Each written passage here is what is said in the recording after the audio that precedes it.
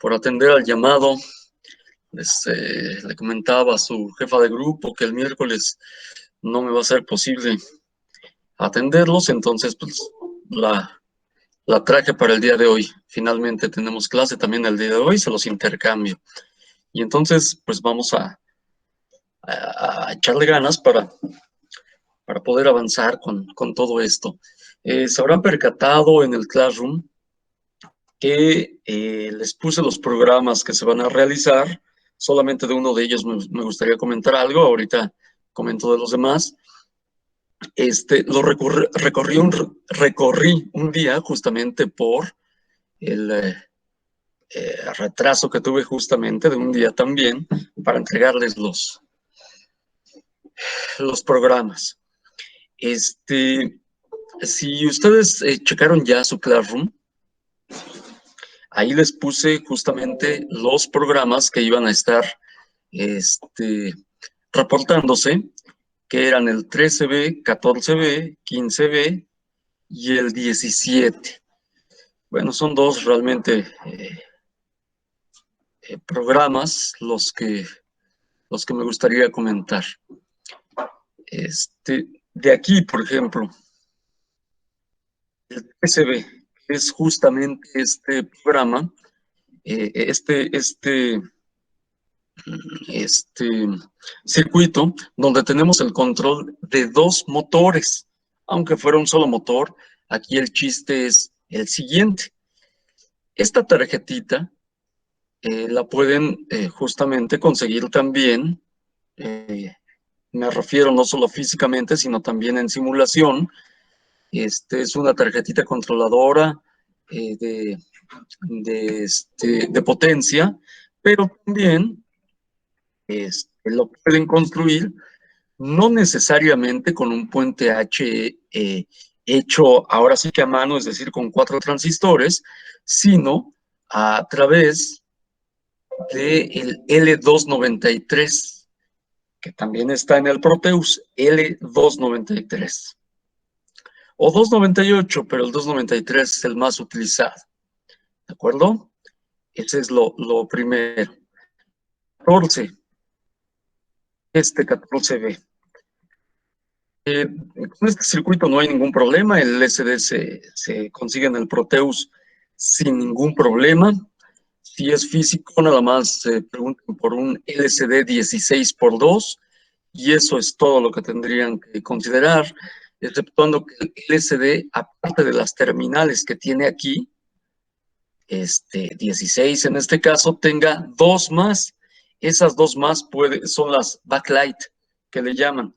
Entregan luz por detrás, simplemente habría que conectarlo a VCC tierra, pero por todo lo demás, me refiero físicamente, por todo lo demás, no hay ningún problema.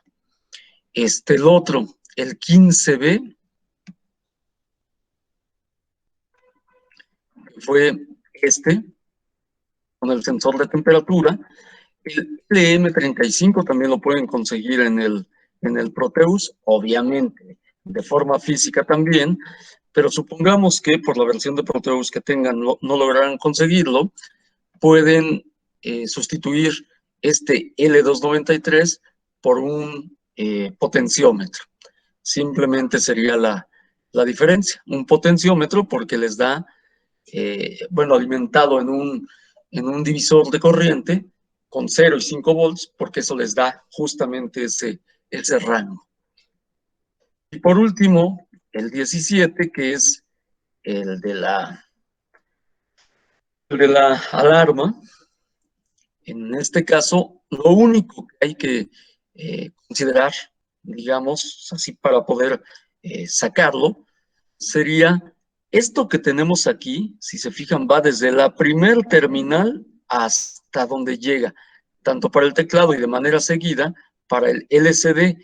Esto tratando de evitar que se utilice alguna de estas entradas analógicas. Se podría, pero realmente lo que vamos a meter son voltajes digitales, por eso se trata de ubicarlo desde aquí.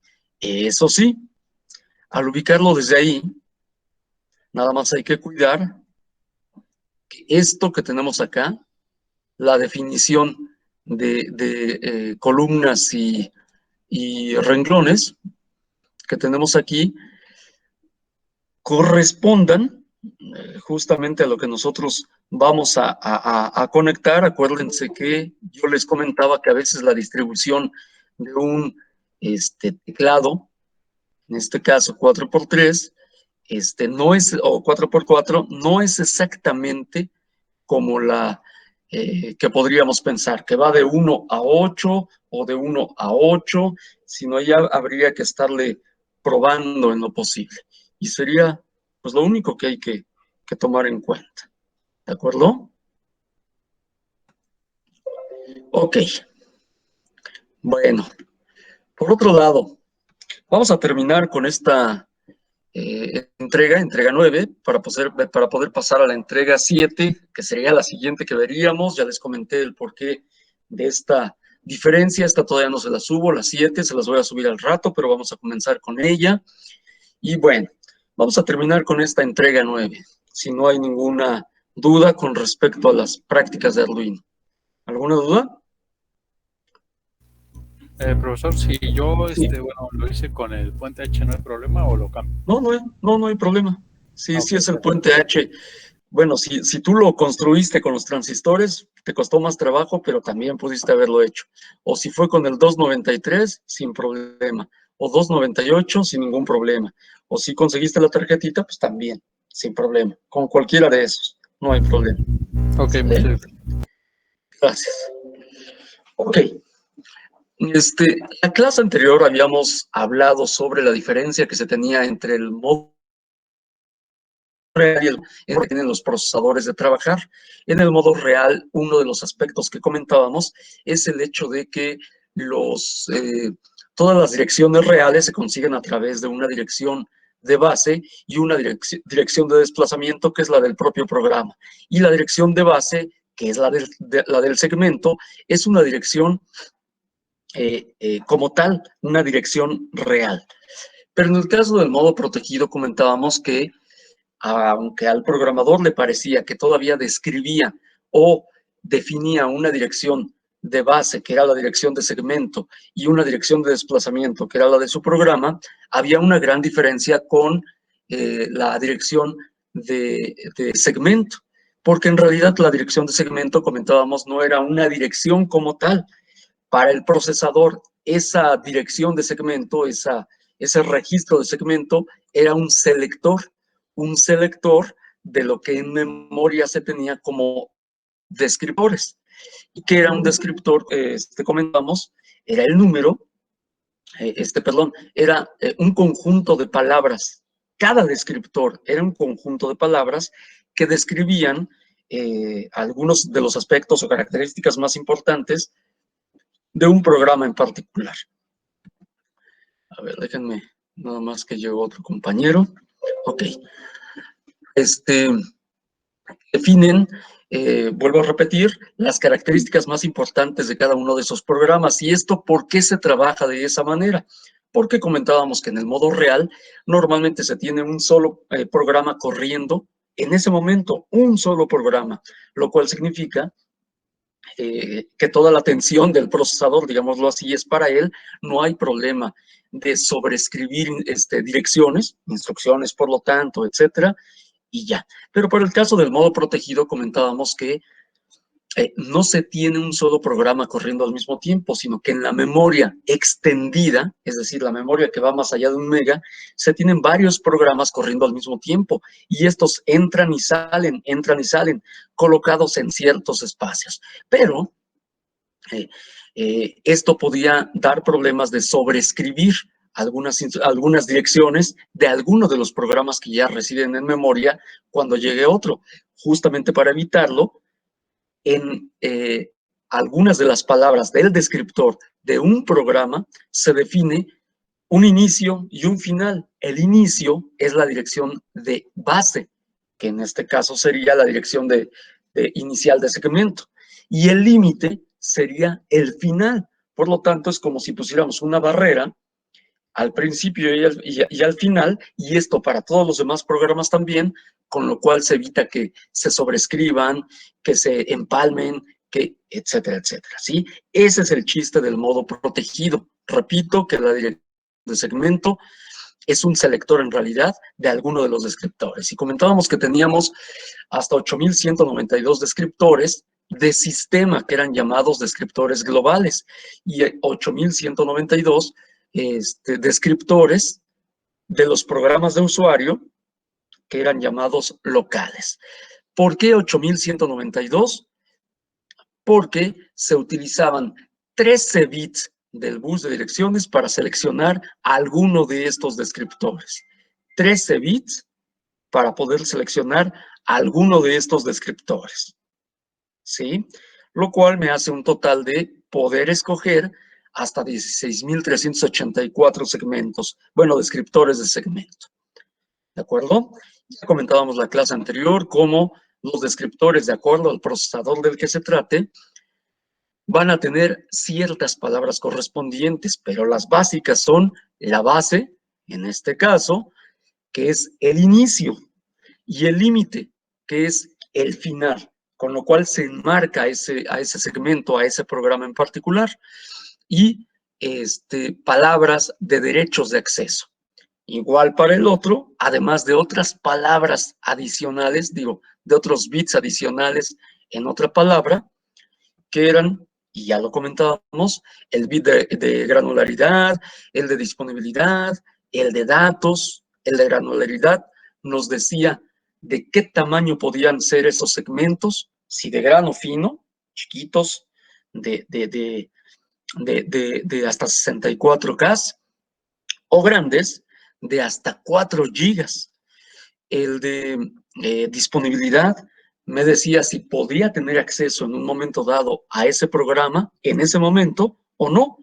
Y por último, el de instrucciones, que me dice de qué tamaño van a ser las instrucciones y los tamaños de segmento, si de 16 o de 32 bits. Si ustedes se fijan, describe perfectamente cómo se puede trabajar con ese programa en particular. Además, se habla de una palabra de derechos de acceso. Esta se describe en la siguiente diapositiva, es una palabra de 8 bits, donde algunos de estos describen exactamente lo que se puede hacer con ese segmento en particular. Primero habla de si ese segmento se acaba de colocar en memoria y por lo tanto se accedió ya antes a él o no se ha accedido a él, como es el caso de A. En el caso de los siguientes bits, que son R diagonal W, ED diagonal C, dependen de la condición que tenga el bit E. Y puede tener dos condiciones ese bit E. Si es 0, se está describiendo a un segmento de datos. Si es 1, se está describiendo un segmento de código. Si es un segmento de datos, los demás bits adquieren un sentido diferente que si fuera un segmento de código. Si es un segmento de datos, están de acuerdo que se puede leer de él y también se puede escribir en él. Por eso justamente habla de W como 0 y 1. W como 0 no se puede escribir ahorita en él. W como en 1 ya puede escribirse sobre él.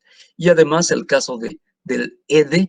El ED significa que voy a empezar a escribir esos datos de abajo hacia arriba o de arriba hacia abajo. Es decir, si el segmento se expande hacia arriba o el segmento se expande hacia abajo.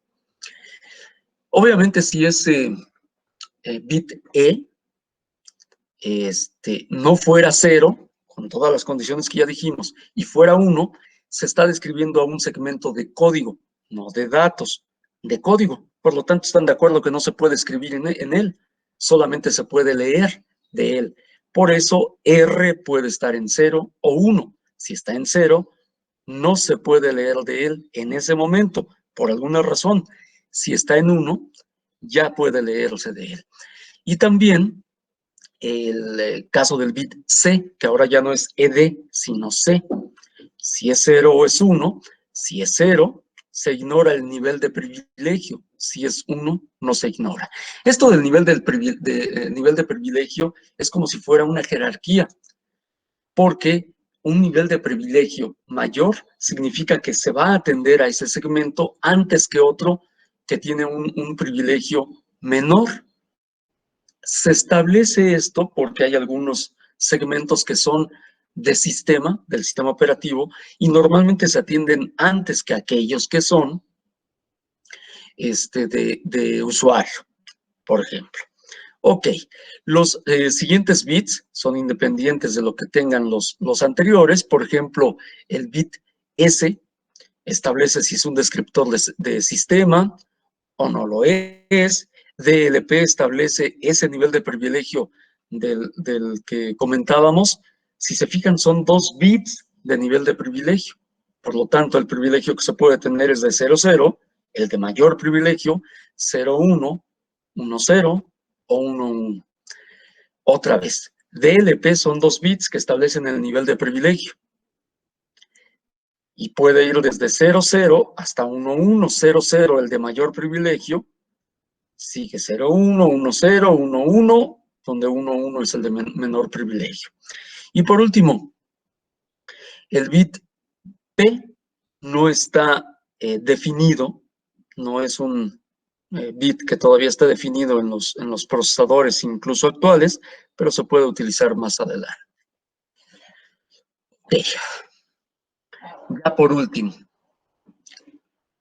¿se acuerdan ustedes que comentábamos que en el modo protegido, la dirección, igual que en el modo real, la dirección final o física se obtiene a través de una dirección de segmento más una dirección de desplazamiento? Para el modo real, esa dirección de segmento es, valga la expresión, real, valga la redundancia, real. Pero para el modo protegido, esa dirección de segmento es un selector de descriptor. Bueno, ¿qué es lo que va a contener esa dirección de segmento cuando es modo protegido? Porque no contiene una dirección como tal, sino contiene otros bits que me dicen otra cosa para poder acceder a uno de los vectores en particular. Pues esa es la palabra que se encuentra en la diapositiva. Esa dirección de segmento en realidad, ese registro de segmento en realidad son varios bits que me dicen lo siguiente. Del bit 3 al bit 15 son 13 bits que comentábamos, de aquí salen. Ok, del bit 3 al bit 15 me da el selector. Ahí están los 13 bits que comentábamos. Del bit 3 al bit 15 me da la dirección de a cuál descriptor se va a referir. Es el selector, por lo tanto. Y los otros 3 bits, que es el bit 2, el bit 1 y el bit 0, me dicen otros aspectos justamente de ese descriptor al que se va a referir. El bit TI, por ejemplo, me está diciendo a cuál tabla se va a referir, a la tabla de descriptores globales o a la tabla de descriptores locales. Si es 0, se refiere a un descriptor global. Si es 1, a un descriptor local. Y 2 bits, que son de RPL, me dice el nivel de privilegio solicitado. En el anterior, en el de derechos de acceso, ya tiene ese nivel de privilegio. Se lo dan, hagan de cuenta que ya se lo dieron con estos 2 bits de PL. Pero aquí, estos 2 bits RPL solicitan un nivel de privilegio establecido. Por ejemplo, si es de sistema, van a solicitar el 00, pero por alguna razón le pudieron haber dado el 01, por ejemplo, que es el siguiente nivel de privilegio. ¿De acuerdo? Ahí. ¿Sí? ¿No hay ninguna duda? ¿Alguna duda, jóvenes? No, profe. ¿No? Ok. Y ya, ahora sí por último. Ok. Para ciertos procesadores, de ciertos procesadores en adelante, recuerden que los descriptores van a estar colocados en la memoria. En la memoria. ¿Sí? pero esos descriptores, a esos descriptores se va a poder acceder a través de este selector que comentábamos y con ellos se va a poder trabajar. Pero una vez que se esté trabajando esos descriptores, trabajan sobre diferentes direcciones. Esas diferentes direcciones son las que trabaja el procesador. No, el procesador trabaja con registros de segmento que al programador, son los que están aquí, registros de segmento que al programador le parecen enteramente reales, pero cuando ya se está trabajando con él, ya en el procesador como tal, él trabaja con otros registros que el programador no va a poder ver. Es a lo que se le llaman registros invisibles para el programa o para el programador en realidad. Repito, el programador va a establecer un registro de segmento, una dirección de registro de segmento particular.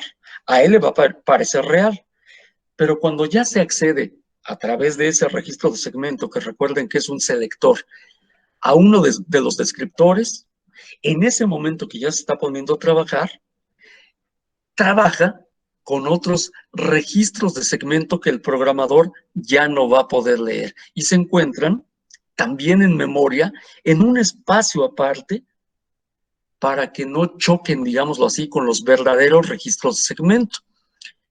A esto se le llama registros invisibles para el programa, porque el programador ya no va a poder verlos.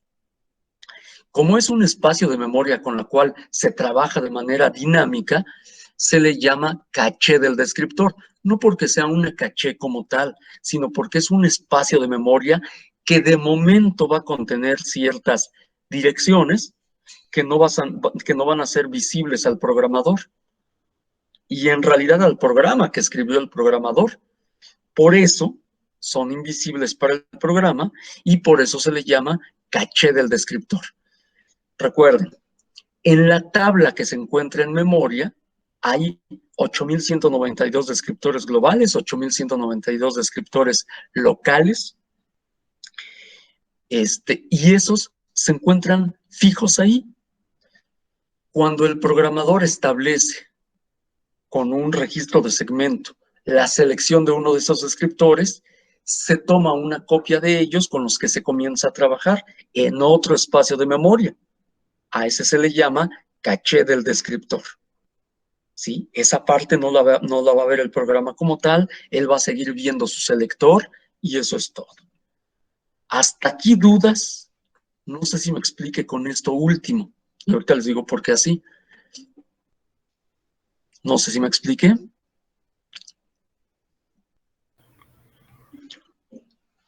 ¿O haya quedado alguna duda? Profe, ¿puede repetir qué es caché del descriptor? Ok. Recuerdan, los descriptores se encuentran en una parte de la memoria RAM. Ocupan 8.100, son 8.192 de los globales y son 8.192 de los locales. Pero esos se encuentran ahí fijos porque el programador establece un segmento, una dirección de segmento con la cual se escoge uno de esos descriptores. Se toma uno de esos descriptores y cuando se comienza a trabajar, ¿están de acuerdo que hay direcciones de base, de desplazamiento, hay registros propios y esos donde se están corriendo como tal? En una de las tablas de descriptores, no, esas se quedan ahí, fijas. Entonces hay otro espacio de memoria donde esto ya se comienza a trabajar de manera dinámica. Y hay, vuelvo a repetir, otras direcciones, hay otros registros, y en ese otro espacio de memoria donde se está trabajando de forma dinámica, es como si se hubiera guardado de momento, porque se está trabajando ese descriptor. Cuando deja de trabajarse ese descriptor, se sale de ese otro espacio de memoria. Bueno, cuando se está trabajando de manera dinámica en ese espacio de memoria, ese descriptor, las direcciones que hay ahí no las ve el programa, porque se trabajan ahora sí que aparte.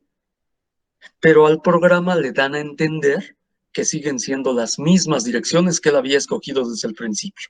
Bueno, a ese espacio donde se está trabajando de forma dinámica con sus propias direcciones, se le llama caché del descriptor, porque se guardan direcciones aparte, distintas a las del programa original, que no ve el programa, pero en ese espacio de memoria donde sí se puede trabajar de forma dinámica.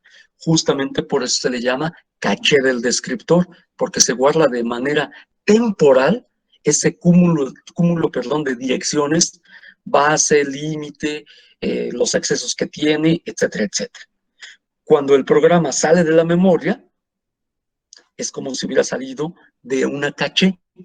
Se sale de ahí y entra otro descriptor y se sigue trabajando. ¿Sí me explicó? ¿Sí se entiende que es una caché de descriptor? Sí, gracias, profe. Gracias. Es un espacio de memoria donde se guardan direcciones que no ve el programa, con las cuales se está trabajando, y después sale y entra otro, y después sale y entra otro, y esto es de manera dinámica. ¿Sí? Así es como se trabaja el modo protegido, incluso en los procesadores actuales. Pero este es un modelo de programación que trabaja con segmentos, a diferencia de cómo se trabajaba en el 8085 o anteriores. En el 8086 y posteriores, incluyendo los actuales, todos los programas se dividen en segmentos o se redistribuyen en segmentos de código, segmentos de datos, etc. Y son segmentos, si ustedes se fijan, chiquitos hasta 64K o grandes que pueden llegar hasta 4 GB, ¿sí? Segmentos muy grandes o segmentos pequeños. No solamente se trabaja un solo programa, sino varios programas, y todos ellos se tienen que dividir en segmentos. Bueno, ese es un modelo de programación para un programa, ¿de acuerdo? Pero ahora vamos a pasar al siguiente tema, es este. Pero, ¿qué creen?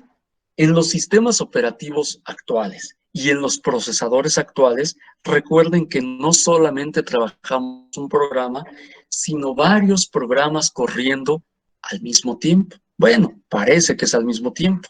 Es decir, en la memoria residen varios programas, pero ¿van a residir esos varios programas completos?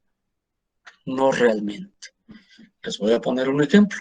Tenemos 4 programas. De eso más, para que parezca que corre de forma multitarea, en realidad va a correr un pedacito del primer programa. El procesador va a dividir así su tiempo, va a correr un pedacito del primer programa, se va a ir al siguiente, va a correr un pedacito del siguiente programa, de ahí al otro va a correr un pedacito del otro programa, y por último, un pedacito del último programa, y después va a regresar a donde se había quedado en el primero, a correr otro pedacito. Se va al segundo, a donde se había quedado, a correr otro pedacito. Y así, si se fijan, corre pedacitos de cada programa tan rápido que parece que está corriendo estos 4 programas al mismo tiempo. Ese es el principio de que corra de forma multitarea. En realidad el sistema operativo es multiprogramado, así es como corren multiprogramados. Y así es como ustedes, por ejemplo, pueden estar trabajando en su práctica de arquitectura, al mismo tiempo están escuchando música y les sale el chat, por ejemplo, de Face. No lo sé, ¿no? Parece que todo ello lo está corriendo al mismo tiempo. No, en realidad es un solo procesador, por eso son sistemas monoprocesador, un solo procesador que es su tiempo entre todos ellos. El dividir su tiempo significa que trae un pedacito del primer programa y lo coloca en memoria, un pedacito del segundo y lo coloca en memoria, un pedacito del tercero y lo coloca en memoria, y así. Y por eso puede correr todos esos pedacitos y después los saca de memoria y se trae los siguientes pedacitos de cada programa a memoria y otra vez los corre y así nos las vamos llevando. Ustedes en sistemas operativos les habrán comentado que hay diferentes algoritmos para saber cuáles son los programas o cuál es el orden de los programas que voy a estar corriendo. Por ejemplo, uno de ellos es el round robin. Así es como los programo, como los planeo, que es el más sencillo, que es el que les acabo de decir. Pero ahí les va lo que a veces puede dar pie a cierta confusión. Y ahí les va. Entonces, cada uno de esos pedacitos que les estoy comentando, recuerden, el primer pedacito lo coloco, segundo pedacito lo coloco, tercero lo coloco, cuarto lo coloco. Cada uno de esos pedacitos que estoy colocando en la memoria son segmentos. No. Resulta con que a un gran programa lo divido en espacios.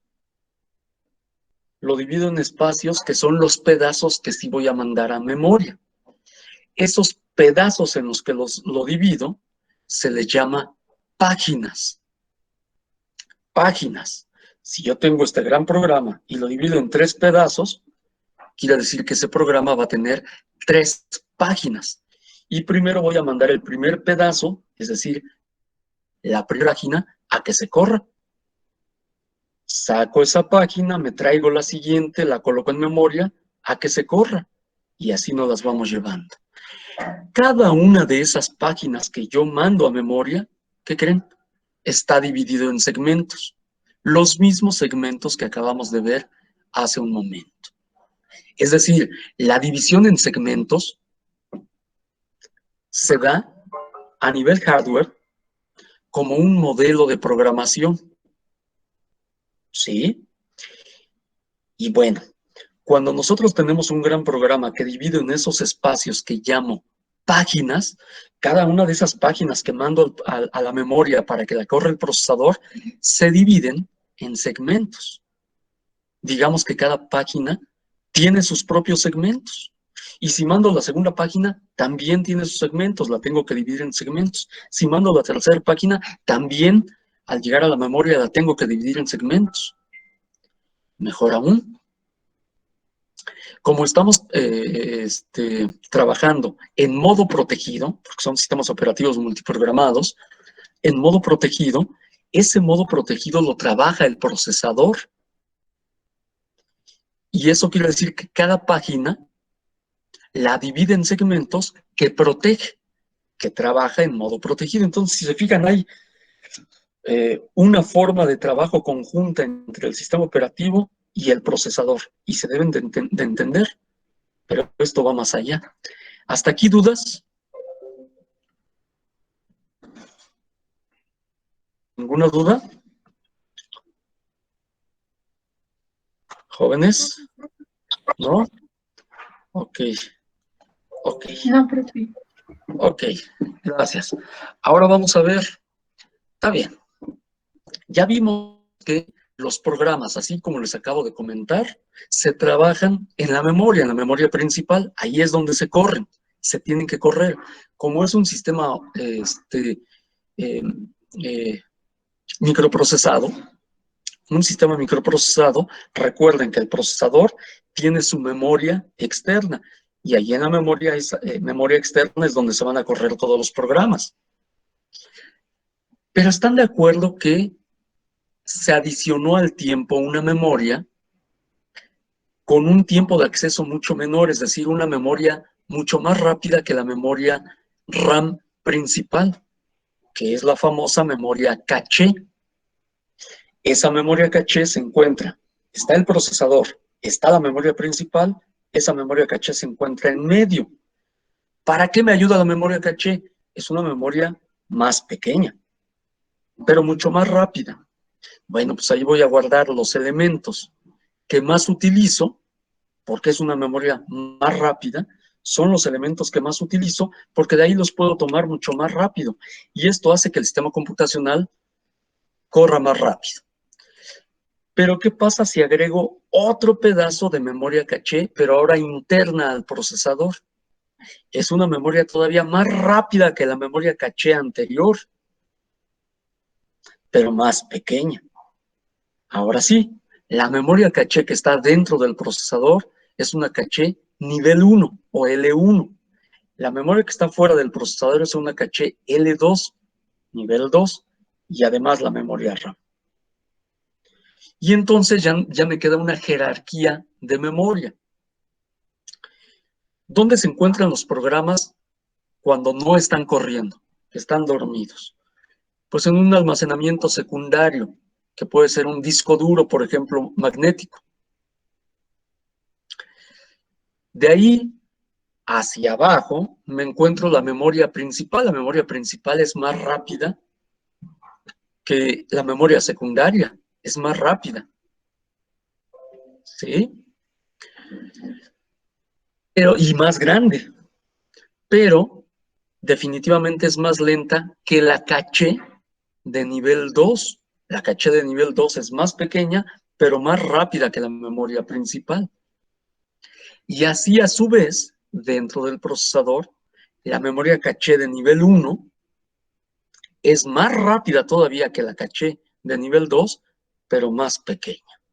Por último, los sistemas de memoria más rápidos de todos y los más pequeños, pues son los registros. Entonces, ¿cómo queda la jerarquía? Si me voy alejando del procesador hasta el almacenamiento secundario, va aumentando el tamaño de ese almacenamiento.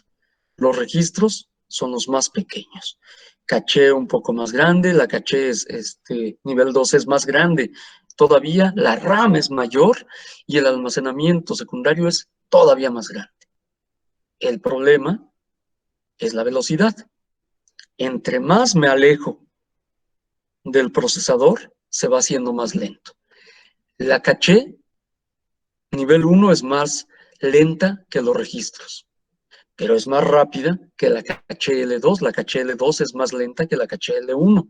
La memoria principal es más lenta que la caché L2 y el almacenamiento secundario es más lento que la memoria principal. Podría decir que el incremento de velocidad va aumentando, voy teniendo un incremento de velocidad conforme me acerco al procesador. Pero ahí viene la otra.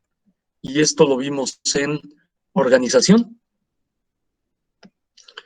En organización comentábamos que una caché dinámica, que es la caché de trabajo que tenemos en la computadora, se forma cada celda de 6 a 8 transistores. Es decir, con 6 a 8 transistores formo una sola celda de memoria RAM dinámica, que es la memoria de trabajo que normalmente tenemos. Perdón. Con 2 o 3 transistores. La RAM dinámica de trabajo, la que normalmente conocemos, se forma cada celda con 2 o 3 transistores. Con 2 o 3 transistores. No son muchos transistores. Por eso puedo tener gran cantidad de memoria, porque necesito pocos transistores para cada celda. ¿Cuál es la desventaja? Que es dinámica. Es decir, yo cargo cada palabra y después de un tiempo se va descargando. La necesito volver a cargar. Otra vez, después de un tiempo se descarga y después necesito volverla a cargar.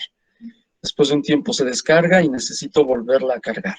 Y así, por eso es dinámica. Ese tiempo de recarga se le llama refrescamiento, ¿se acuerdan ustedes? Esa es la desventaja que tiene. La ventaja es que como son pocos transistores, pues puedo tener gran cantidad de memoria. Ahorita la memoria RAM dinámica que tengo es del orden de gigas. Puedo tener 4 gigas, 6 gigas, 8 gigas, por ejemplo. ¿Sí? ¿Qué pasa con la memoria caché? Ese es el problema. Cada celda de la memoria caché necesita, ahora sí, de 6 a 8 transistores. Uy, necesito más transistores para cada celda. Justamente por eso, al requerir más transistores, ocupan mucho espacio. Entonces, por eso tengo cachés más pequeñas. Son memorias estáticas las caché. Por eso la memoria caché es más pequeña, porque requiere muchos transistores, ocupa mucho espacio. Insisto, por eso la caché es más pequeña y hay otra razón. Por eso es más pequeña. Ventaja, no necesito refrescar esa memoria. cargo cada una de las palabras con el dato y así se queda. No necesito refrescarla. Desventaja. Son memorias mucho más pequeñas porque requieren muchos más transistores. Esa es la desventaja. Y hay otra desventaja. Como cada celda en una memoria dinámica ocupa pocos transistores, el costo que tengo para esa celda pues es pequeño porque son pocos transistores los que tengo que meter. Pero para una caché, como cada celda ocupa muchos transistores, pues el costo que debo tener para esa celda en particular es mucho mayor. Y eso es lo que explica lo que tenemos aquí. Conforme me voy acercando al procesador, el costo por bit es mucho mayor, porque necesito más transistores y porque producir ese almacenamiento por bit me sale mucho más caro. Entonces, así es como se explica esta diapositiva. Hacia afuera se incrementa el tamaño, pero se vuelve más lento. Al revés, incremento la velocidad conforme me voy acercando al procesador, pero también se aumenta el costo por bit de almacenamiento. ¿De acuerdo? ¿Dudas? No, profe. ¿No? Ok. Muy bien, perfecto. ¿Por qué el comentario inicial? Bueno, vamos a comenzar con lo siguiente. Vamos a comenzar con lo siguiente, antes de pasar a lo que tenemos en pantalla. ¿Qué es memoria virtual? Todo lo que sea virtual es que no es real, ¿verdad? ¿A qué se está refiriendo en el caso de nosotros? ¿Qué pasaba con los programas cuando estábamos trabajando en modo real, con aquellos programas que empezaron a requerir más espacio del que les daban? Seguían corriendo. ¿Cómo le hacían si el tamaño de mi memoria física era este y el tamaño que requería el programa era este?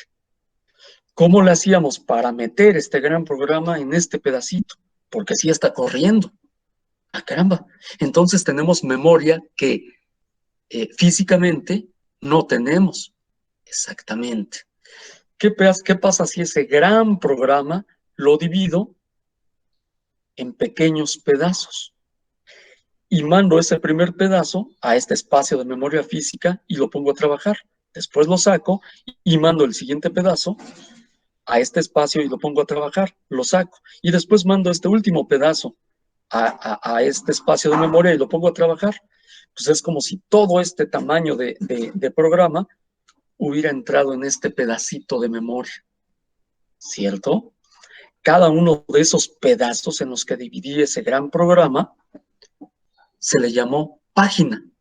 Recuerden lo que dije al principio, cada página, al entrar a la memoria, se tiene que dividir de todas maneras en segmentos para poderlo trabajar en modo real o en modo protegido de todas maneras, ¿sí? Con lo que ya comentábamos, ¿sí? Se le llama páginas. Por lo tanto, si yo tengo este espacio de memoria físico y yo requiero este espacio de memoria, decimos que este programa va a ocupar espacios de memoria lógica o virtual, porque es un tamaño de memoria física que no existe. Resumiendo, ¿qué es la memoria virtual? Ese espacio de memoria que físicamente no existe, pero que parece que sí tenemos.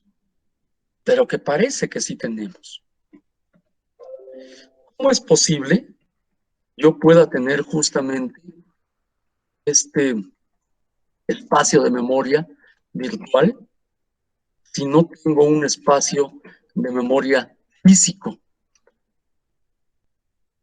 Una forma de trabajo es como la que les comenté. Bueno, vamos a ampliarla un poco más. Tenemos un disco duro.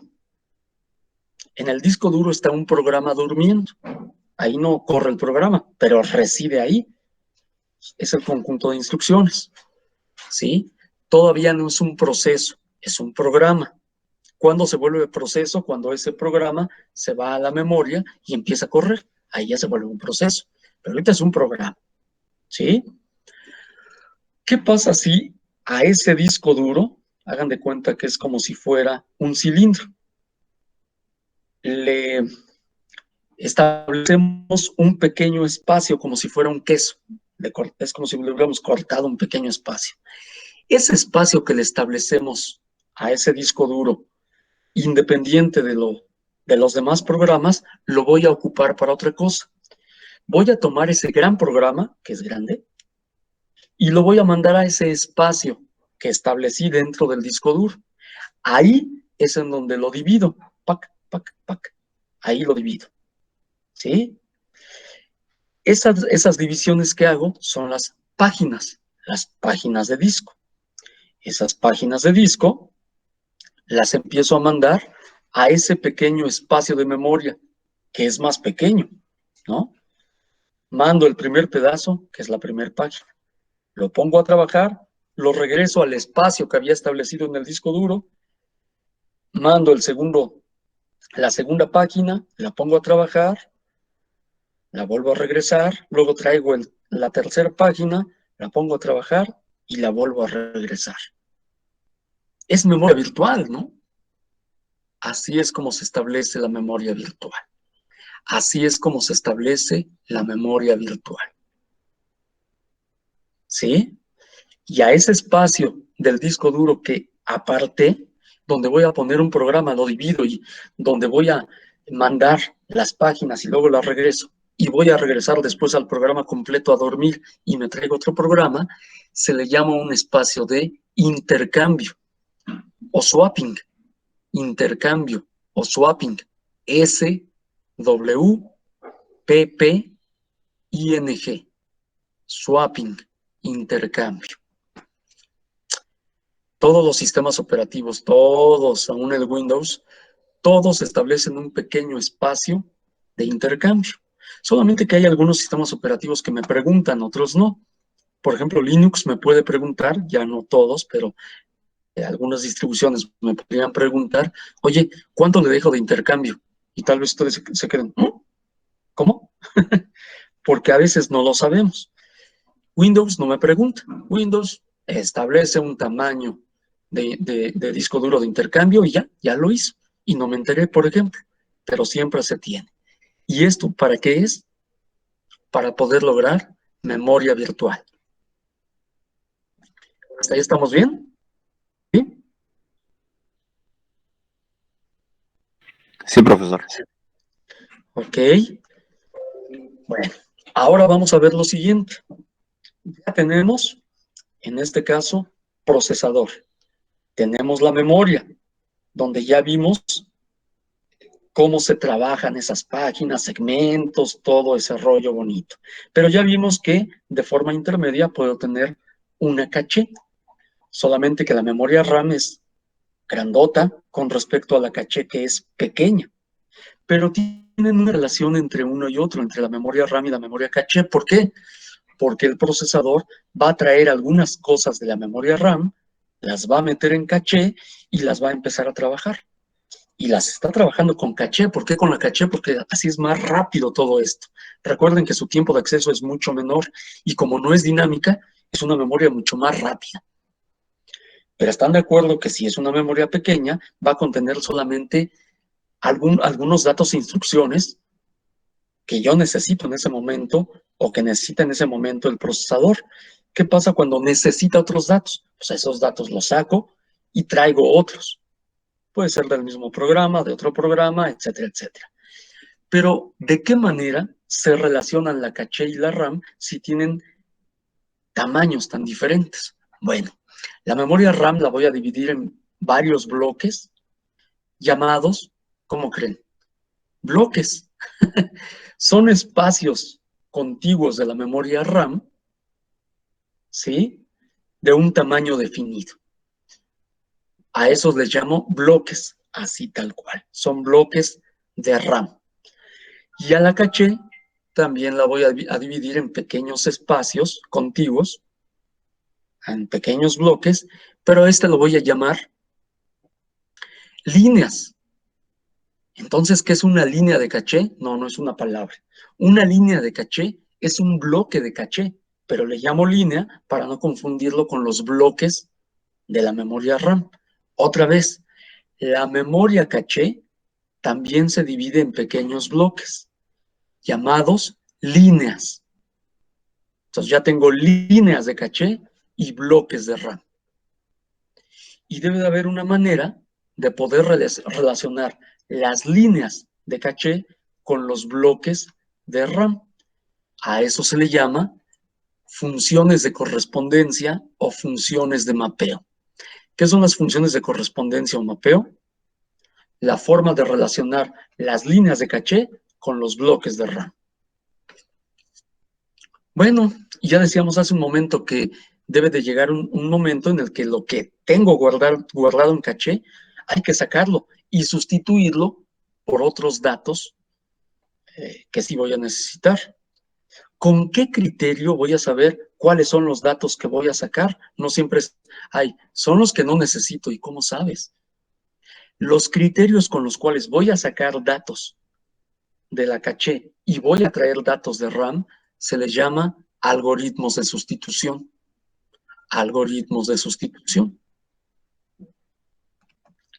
¿Hasta aquí dudas?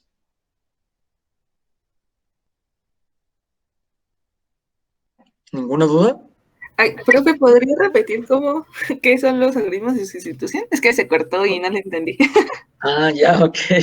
Son los criterios con los cuales voy a decidir qué datos son los que voy a sacar de caché y qué datos son los que voy a traer de RAM hacia la caché.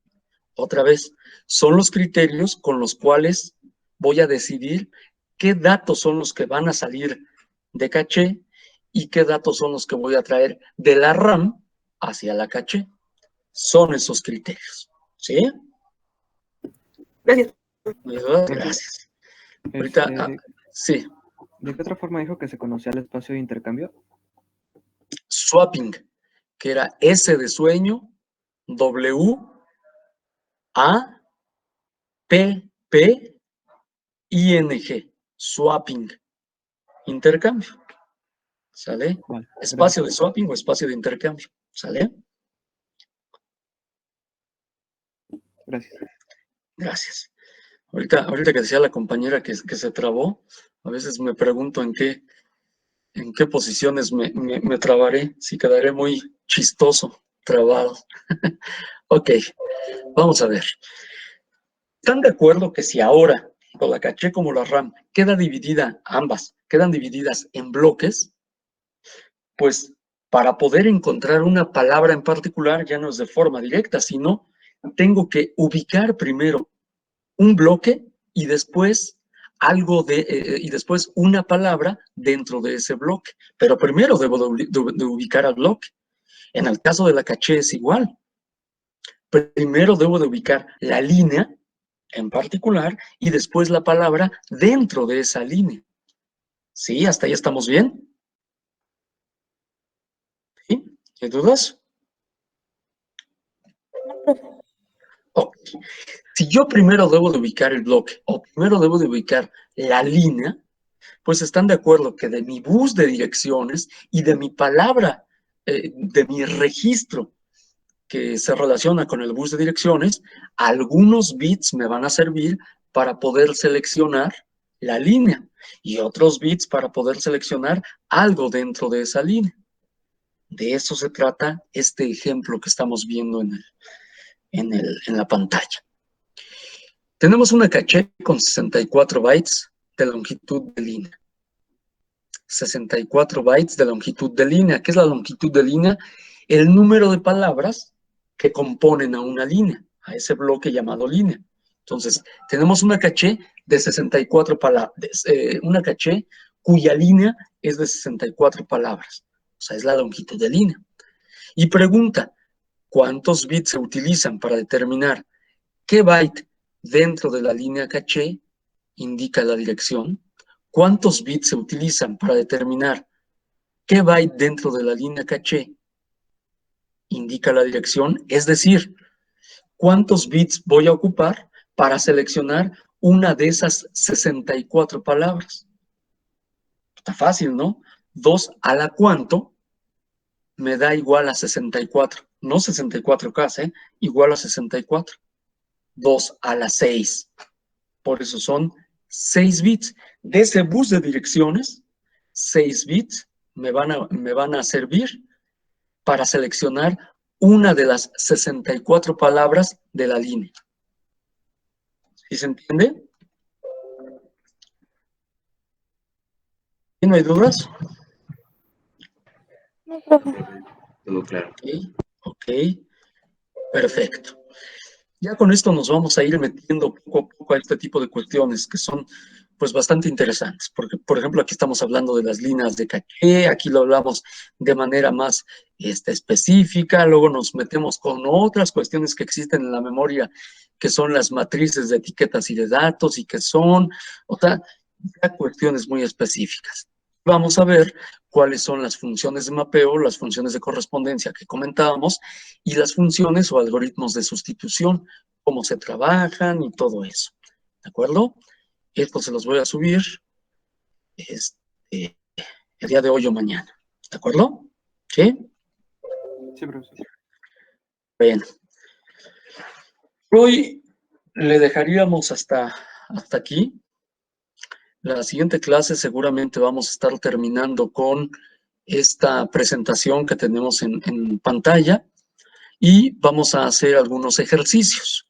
Entonces, para que vayan repasando lo anterior, para que vayan repasando esto y que puedan ir contestando los ejercicios que vamos a ir dejando en claro. ¿De acuerdo?